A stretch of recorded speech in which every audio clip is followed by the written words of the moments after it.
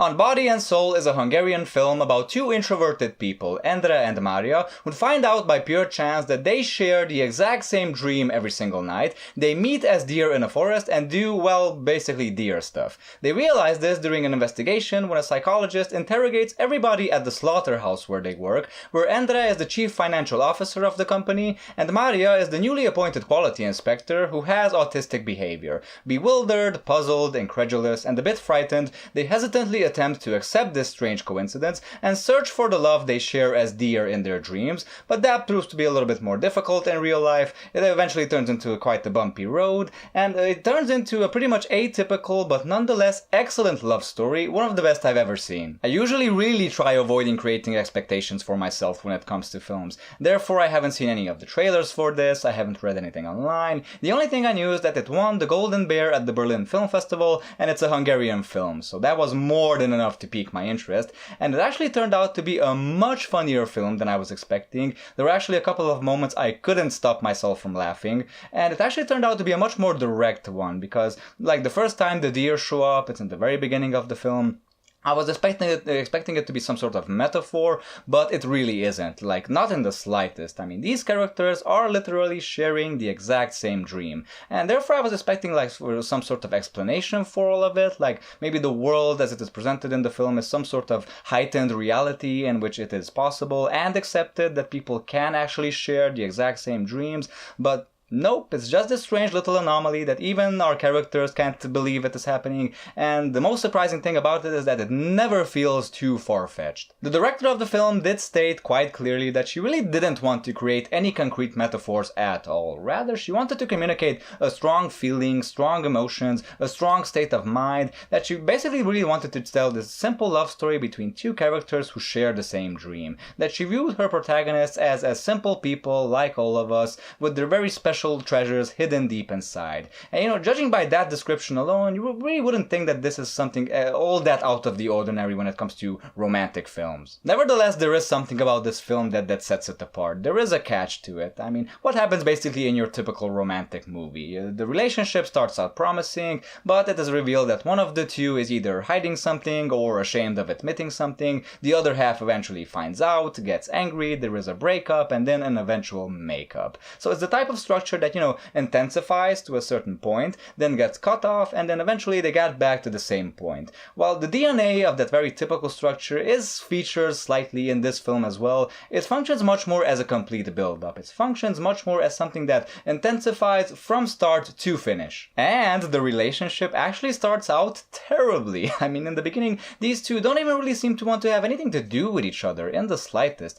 but through a certain set of coincidences that have to do with a co-worker of theirs actually fucking up, they discover that they share the same dream, and so they painstakingly start gravitating towards each other.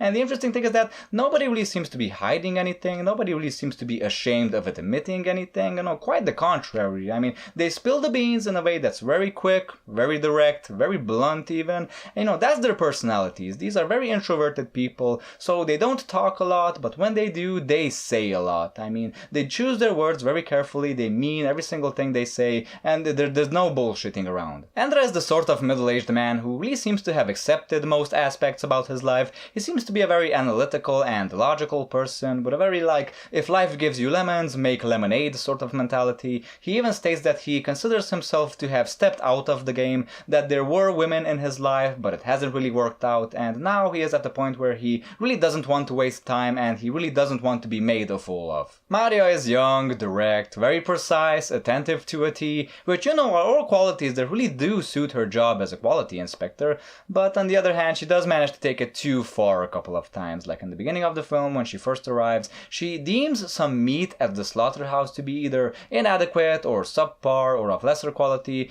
just for the sheer fact that it has 2 millimeters of fat on it more than what she would deem to be, acceptable. And for everyone else at the slaughterhouse, this is just fucking insane. This is mind-blowing. They deem it as an absolute exaggeration and an absolutely an act of lunacy. Even though it is never stated clearly in the film, I think the reason why Maria behaves so strangely as she does is because she has Asperger's syndrome. It's on the highest functioning end of the autism spectrum. It's basically the mildest form of autism, and the people who have it really seem to have difficulty in social interactions and nonverbal communications. They really seem to have this very limited and restricted like verbosity, and they struggle with like communicating through and reading facial expressions and body language, and there's all around like a physical clumsiness to the condition as well, and she definitely seems to have all of these characteristics, and the way she tries to cope with it is in some of the most adorable ways imaginable. She has these little toys, these little like men who she uses to recreate interactions that took place between her and Endre,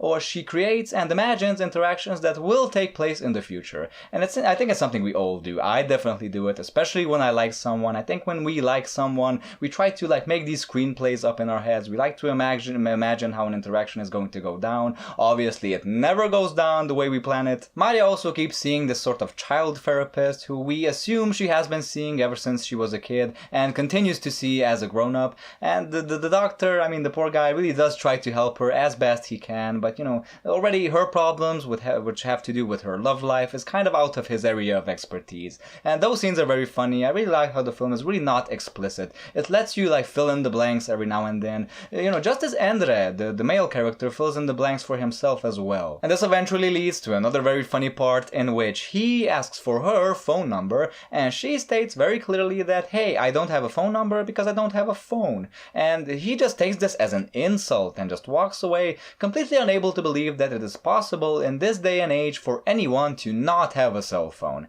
You know, that's something that even if someone told me, I would really have a hard time trying to believe that person as well. So it's so cool how Endre, the male character, is sort of this vessel for the audience. You know, he is the normal one, but that's his character arc. There's really nothing for us to learn about him, to discover about him, but there is a lot for him to discover and learn about all of the other people around him. He has to learn to understand people and to realize that it's not okay to judge, and it's not only about Maria, it's also about employees and co-workers and friends. He has to he does realize that he has to learn empathy and forgiveness, and he has to learn to be patient when it comes to people. Maria, on the other hand, really doesn't need to learn any of that because she is completely capable of empathy, of forgiveness, of patience. However, she is completely incapable of expressing all of that. So, you know, that's her character arc. That's what she needs to figure out, and she needs to figure out a way to learn it and to try and cope with it. And I really loved how the film doesn't really present these characters in any way as broken or dysfunctional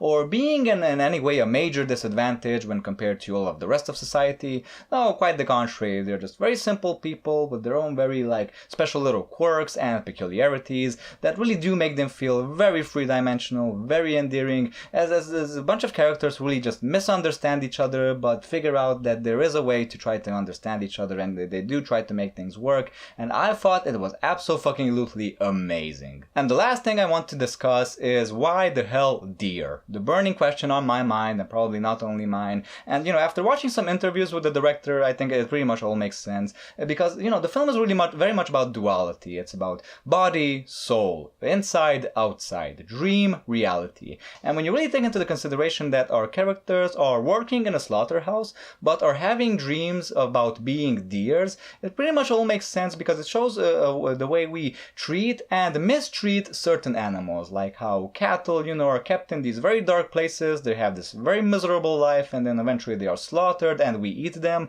while deer, on the other hand, is completely opposite. They are kept in their natural habitat. They are able to live out a full life in nature. And you know, the duality of that is just so fascinating. And I really wonder, I don't know for sure, but I have a very strong feeling that this film was inspired by the works of Marie Temple Grandin. She is a professor of animal science. She used to be a consultant for the livestock industry. She worked very hard on trying to improve the very cruel living conditions for livestock and working on reducing stress for animals before slaughter. And she is also an autism spokesperson, one of the very first people to speak out and to share insights and information about her experience as an autistic person. So, you know, the connection there between, you know, livestock and autism is something that's so very fucking unique that I really do think that the film is somewhat inspired by this woman. So there you have it, folks. My 2 cents on Body and Soul. It's a fantastic film. I can't recommend it enough. It has absolutely everything. It's funny,